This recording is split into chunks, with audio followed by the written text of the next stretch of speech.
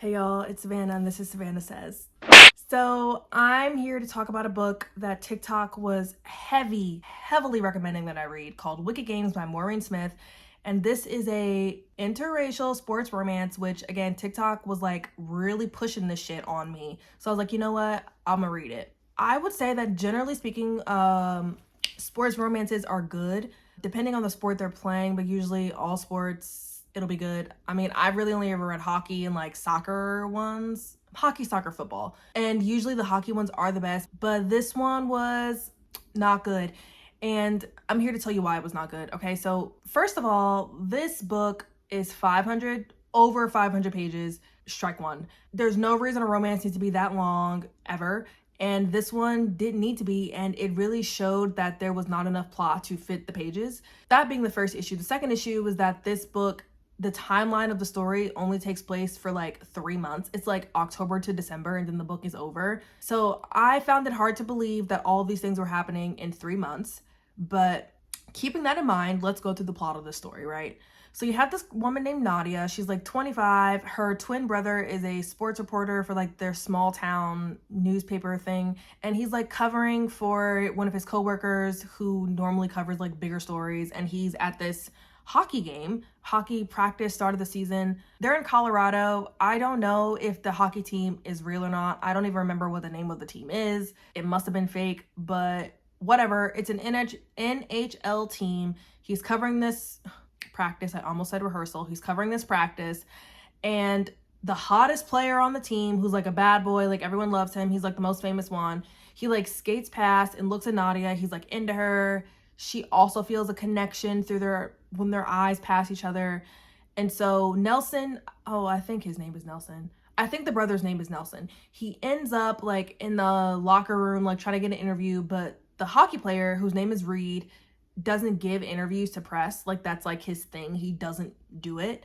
And you find out later why he doesn't do it, but he doesn't do it. But he agrees to give Nelson an interview if Nadia comes to the game, whatever day, whatever other point of the day, week that game is happening. He wants her to come to the first game of the season. They basically flirt. He gives her number, or he gives her his number.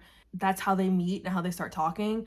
Their relationship progresses pretty quick, okay? So they're already going on a date like the next day. It's like page 60, they're making out. So already I'm like, okay, it's page 60, they're making out. This book is 500 something pages, which means it can really only go downhill from here. And I'm not seeing it going up. And I was right. It only went downhill. You know, they start dating and all of her friends are apprehensive that she's dating this guy because he's white. And this is the first mention of my biggest issue with this book. We know he's white. It was explained to us that he was white, but the way her friends consistently bring up the fact that he's white, it's weird.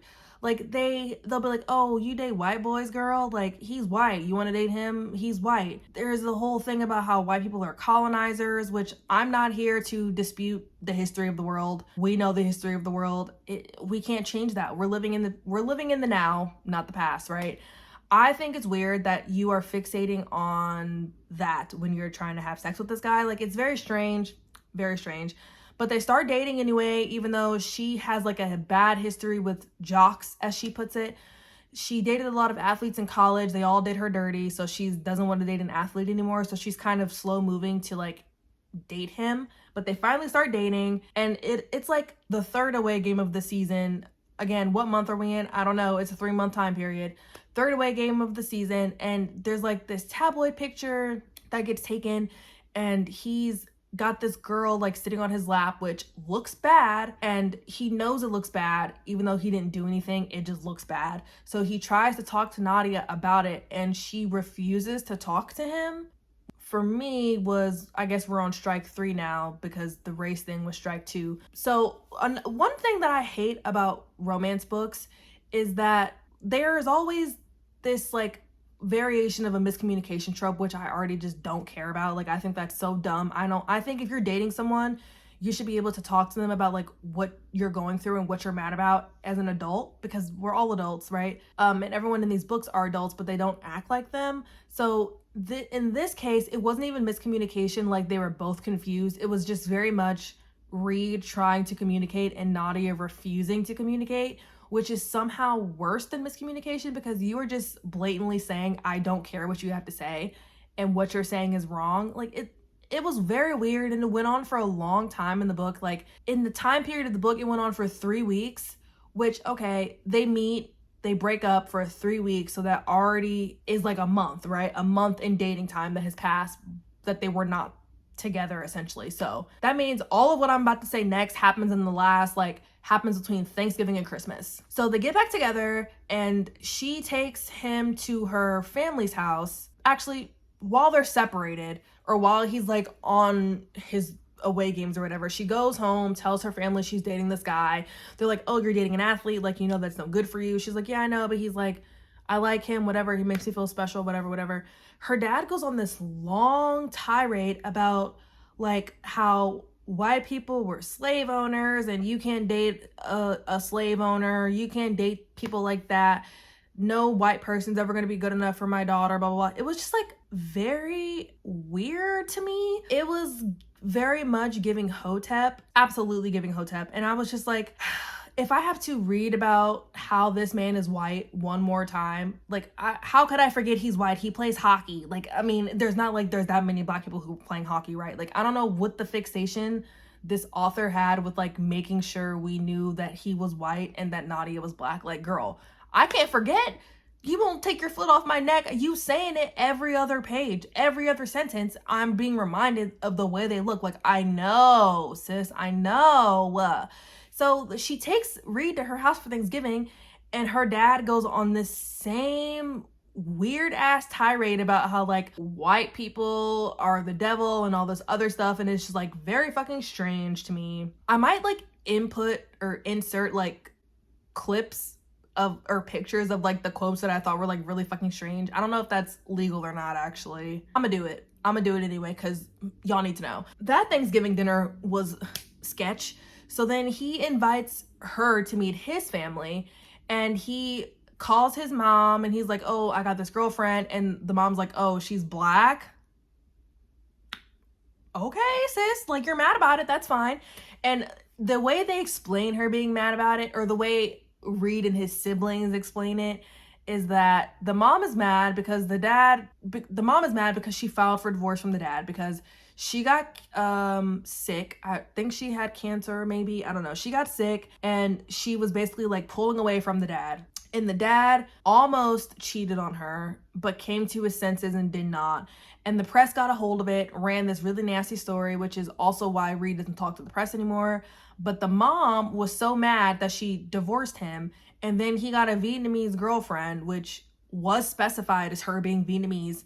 And the mom was mad because, according to the mom, white women aren't good enough for the men in this family anymore. And, you know, a black woman wrote this. So I'm sitting here thinking like, what? The fixation on the race of these characters is like so fucking weird to me. Like, does it matter what you look like if you're hot? Clearly he thought she was hot, but everyone's so fucking focused on the fact that she's black that it's like, I don't know. It was fucking weird. But she goes to visit anyway, and he does not tell her that his mom is a racist, which I think is problematic. I don't think you should be taking your girlfriend of color home to your mother who does not like people of color. What? I mean, I also think it's strange that she took him home knowing that her family was going to give that same fucking speech. Like, that's still weird to me. Like, y'all need, I don't know why I'm shocked. They don't communicate clearly. So they go to his house to meet his parents and his mom, and he leaves her alone with his mom, who they know is a fucking racist. And she goes on this long speech about how like Nadia is never going to be good enough for her son. If they ever had kids, they wouldn't have like good enough genetics to play hockey because they'd be mixed, and black people don't play hockey. So their kids couldn't play hockey. They wouldn't have blue eyes and, you know, brown hair. They'd have brown eyes probably because she has brown eyes, and that's apparently not a good thing. Your kids aren't gonna look white enough. They're gonna be fucked up. This is shit that the mom is really just saying to her at this dinner table. And I was sitting here like, I really don't know why you would write this in a book and want me to root for any of these people. I mean, a good thing about this that came from this is that Reed stood up for her and was basically like, if you don't respect Nadia, you don't respect me. We won't be coming back, which applause to him. That was cute, babe. That was cute. But also, it was not cute how you brought me home and left me home alone with your mom, who you know is a racist. Moving on. So now it's like almost Christmas. It's been like 2 weeks. They get engaged and they get married and the book ends. I really wish I was joking, but this book was like literally just not good. It was not good. The timeline, why was it 500 pages and the timeline was 2 months? Like, that doesn't make sense. And that's the first issue I had, but the primary issue that I had with this book was just that, like, obviously, y'all see what I look like. I think there is a time and a place, always, that a discussion can be had about, like, race relations. And, like, if you're dating someone who doesn't look like you or who has a different background than you, like, I think it's important to like discuss like y'all's differences and like obviously what's appropriate and what's not appropriate. But I don't think that a romance book is like the place for that. Like, I don't know why you would market the book as like you're pushing the interracial part of it, because it got recommended to me on TikTok as like hashtag interracial. So like, okay, you're pushing that part of the book knowing that people are going to read it, trying to see representation, but you spend all of the book reminding us that it's weird or like wrong to date someone outside of your race, and that like, sure, love conquers all, but like you spend 500 pages going over and over and over and over. Like, it was really reading like an academic book about like race relations, because like why are you writing this in a hockey romance? Like, there was a scene where they were literally in bed talking about how she was black and he was white, literally, and not in like a sexy way. I don't know if that can even be sexy, but it was just like oh yeah, my family doesn't like the fact that I'm dating you because you're white. Why are you saying this in bed with him? Like, it's fucking weird, right? It was just the fixation on making sure we knew that she was black and he was white was so strange to me that it was taking me out of it, and I almost didn't finish. But because I paid for the book, I felt like I had to finish, and I felt like I had to tell someone about how bad it was so no one else gets tricked like I did. There's a time and a place, and I don't think that a sports romance at that is the place. I think, a historical romance, maybe. Sports, though, especially because they were supposed to be in modern day, like, it was just very fucking weird to me. I didn't like it. And I think that was the main part about it that I didn't like, because the romance part of it was, like, good for what it was. Like, he seemed like he was a good boyfriend. The sex scenes were pretty good, pretty okay. They both seemed like they were described as being attractive people. But, like, all the talk about what they looked like just took me out of it. And for that reason, I cannot recommend this book. I gave it 1 star. Did I give this 1 star? I gave this 1 star. I might put my review up here, honestly, just so you can see how crazy I thought it was.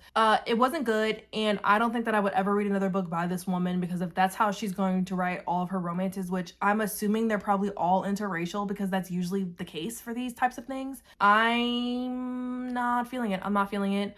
I'm gonna go look up and see if she has more books, but for the most part, don't recommend this one. If you read this book and you liked it, let me know in the comments below. What about it did you like? Did I miss something? Am I overreacting? Am I thinking too deeply about it? Am I just not seeing what she was going for? If you agree with me that that's weird, I don't know. If you read it and you agree with me, let me know. Yeah, hopefully the next romance I read will not be chaotic. Well, honestly, at this point, I kind of want it to be chaotic, because we've had boring, we've had hotep language, we've had, I need something that's going to really shake it up.